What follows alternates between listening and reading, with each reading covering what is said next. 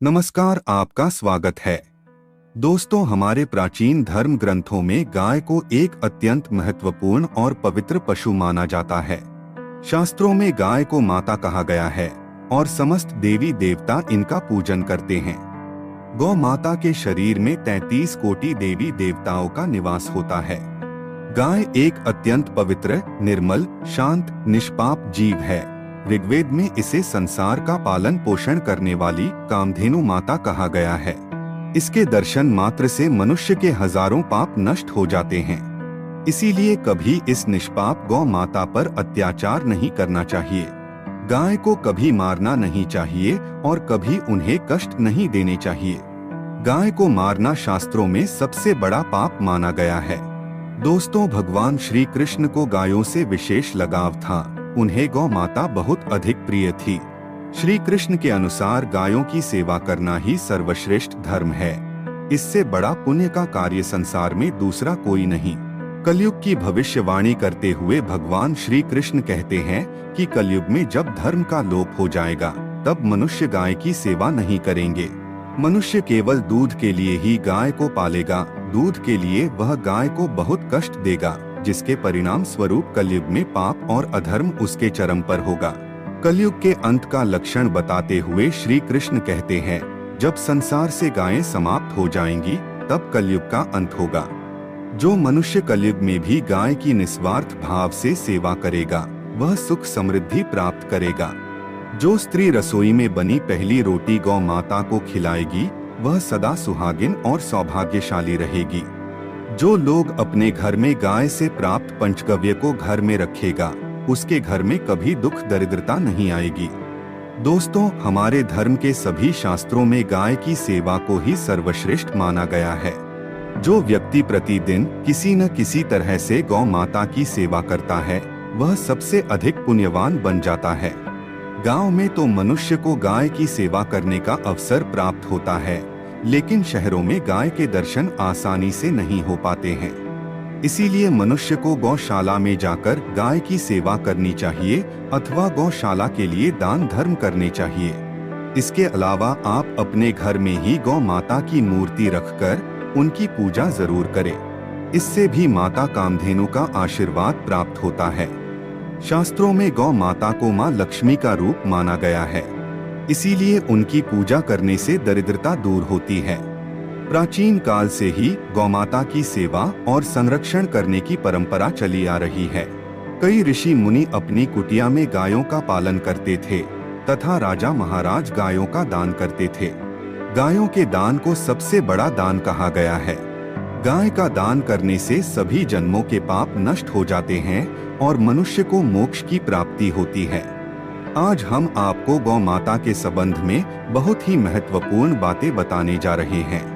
गाय की पूजा कैसे करनी चाहिए, गाय को कौन सी चीजें खिलाने से कौन सा फल मिलता है तथा गाय के किस अंग को स्पर्श करने से दरिद्रता दूर होती है आदि के बारे में हमारे शास्त्रों में बहुत ही महत्वपूर्ण ज्ञान दिया गया है।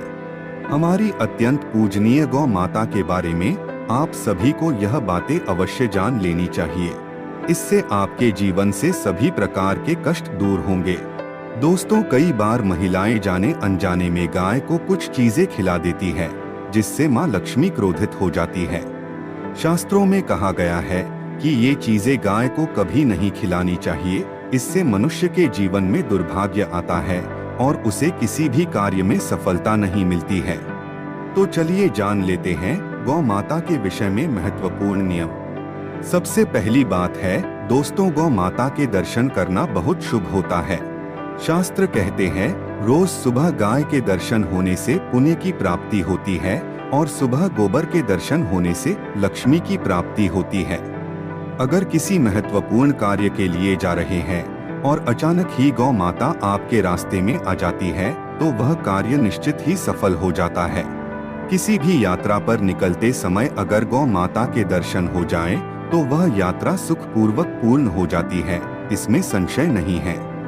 ज्योतिष शास्त्र के अनुसार कुंडली में यदि पितृ दोष होता है तो अन्य उपायों के साथ साथ गौमाता को प्रतिदिन रोटी और घास खिलाने से लाभ होता है और पितृ दोष से मुक्ति मिलती है। इसी तरह कुंडली में यदि शनि की 7.5 या महादशा है तो हर शनिवार और अमावस्या को काले रंग की गाय को घास या रोटी खिलाएं और उसकी पूजा करें। इससे शनि दोष कम होता है। गौमूत्र यानी कि गाय का मूत्र बहुत ही उपयोगी, पवित्र और स्वास्थ्य की दृष्टि से अत्यंत हितकारी होता है। आध्यात्मिक दृष्टि से तो गौमूत्र का महत्व है ही, साथ ही वैज्ञानिक और स्वास्थ्य की दृष्टि से भी गौमूत्र के बहुत से लाभ बताए गए हैं। गौमूत्र में बहुत से खनिज पदार्थ और स्वास्थ्य वर्धक तत्व होते हैं जो हमारे शरीर की शुद्धि करते हैं और बहुत से रोगों से भी बचाते हैं। साथ ही गौमूत्र छिड़कने से वातावरण में शुद्धता और पवित्रता व्याप्त हो जाती है। इसीलिए हमारे शास्त्रों में शरीर को निरोगी रखने के लिए प्रतिदिन गौमूत्र का सेवन करने तथा घर में गौमूत्र छिड़कने के लिए कहा गया है। कुंडली में शुक्र ग्रह की स्थिति को मजबूत करने के लिए ज्योतिष शास्त्र के अनुसार सुबह के भोजन में सबसे पहली रोटी निकालकर एक सफेद गाय को खिलाना शुभ माना जाता है। अगर आपकी कुंडली में बुध ग्रह कमजोर है या आपको किसी कारण इसके दुष्प्रभाव झेलने पड़ रहे हैं तो हर बुधवार के दिन गाय को हरा चारा खिलाना शुरू कर दें। इससे बुध से जुड़े दुष्प्रभाव दूर होंगे और आपको तमाम समस्याओं का हल मिल जाएगा। अगर कुंडली में मंगल दोष है जिसके कारण आपके जीवन में कई तरह की परेशानियां हैं तो लाल रंग की गाय की सेवा करें। मंगलवार के दिन गाय का पूजन करें और उसे गुड़ और चने आदि खिलाएं। बृहस्पति ग्रह को जीवन के सभी मांगलिक कार्यों का कारक माना जाता है। ऐसे में अगर किसी व्यक्ति के जीवन में विवाह आदि मांगलिक कार्यों में विघ्न निर्माण हो रहे हैं तो उन लोगों को कुंडली में बृहस्पति ग्रह की स्थिति को मजबूत करने के लिए रोटी पर गुड़ और चने रखकर गाय को खिला देना चाहिए। इससे आपको शुभ परिणाम प्राप्त होते हैं। अगर घर में अशांति है, लड़ाई झगड़े होते रहते हैं तो घर में सुख शांति बनाए रखने के लिए घर के अंदर गाय के गोबर से बने उपले को जलाना चाहिए और उसका धुआं संपूर्ण घर में फैलाना चाहिए। इससे घर की नकारात्मक ऊर्जा नष्ट होती है और सकारात्मक ऊर्जा में वृद्धि होती है। गाय के दूध, दही, घी, गोबर और गौमूत्र से बनने वाले मिश्रण को पंचगव्य कहते हैं। पंचगव्य को पापनाशक कहा जाता है और हिंदुओं की एक धार्मिक विधि प्रायश्चित करने में इसका उपयोग किया जाता है। पंचगव्य को बनाने वाली सभी वस्तुएं अत्यंत उपयोगी होती हैं, जो स्वास्थ्य के लिए लाभदायक तो है ही, साथ ही औषधीय गुणों से भी भरपूर है।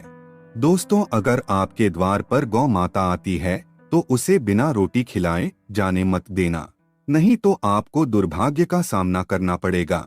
क्योंकि जिसके द्वार से गाय बिना कुछ प्राप्त किए लौट जाती है उसके घर से लक्ष्मी भी चली जाती है। प्रत्येक स्त्री को प्रतिदिन गाय के लिए एक रोटी बनानी चाहिए और प्रेम से गौ माता को खिलानी चाहिए।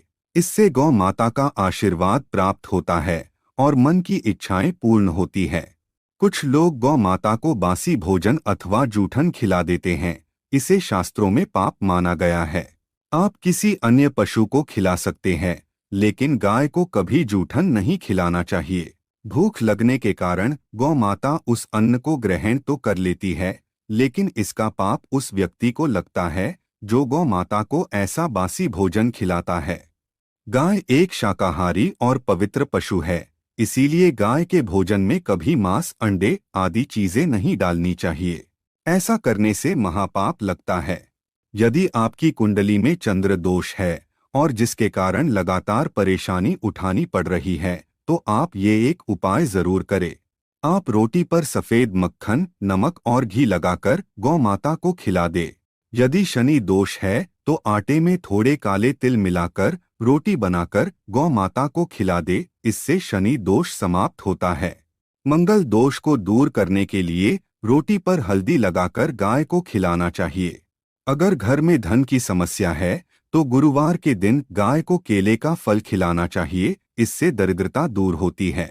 दोस्तों, गौ माता के पीठ पर एक उभरा हुआ कुबड़ होता है। उस कुबड़ में सूर्य केतु नाड़ी होती है। जब भी आपके द्वार पर गौ माता पधारे, आप इस कुबड़ को एक बार जरूर स्पर्श करें। इससे आपके जीवन से सभी दुखों का अंत होगा और धन संपत्ति की प्राप्ति होगी। शास्त्रों में कहा गया है, जो मनुष्य तन मन धन से गौ माता की सेवा करता है, वह मृत्यु के बाद वैतरणी नदी को गौ माता की पूंछ पकड़कर पार कर लेता है। उस व्यक्ति की अकाल मृत्यु नहीं होती है और उसे मोक्ष की प्राप्ति होती है। जिस व्यक्ति के भाग्य की रेखा सोई हुई है, अगर वह व्यक्ति अपनी हथेली पर गुड़ रखकर गौ माता की जीभ से चटाता है तो उसकी सोई हुई भाग्य रेखा खुल जाती है और उसका दुर्भाग्य सौभाग्य में परिवर्तित हो जाता है। तो दोस्तों, इस प्रकार से आप सभी गौ माता की सेवा जरूर करें। उम्मीद है आपको यह जानकारी अच्छी लगी होगी। वीडियो को लाइक जरूर करें और कमेंट में जय गौ माता और जय श्री कृष्ण जरूर लिखें। साथ ही चैनल को सब्सक्राइब करें। आप सभी का धन्यवाद।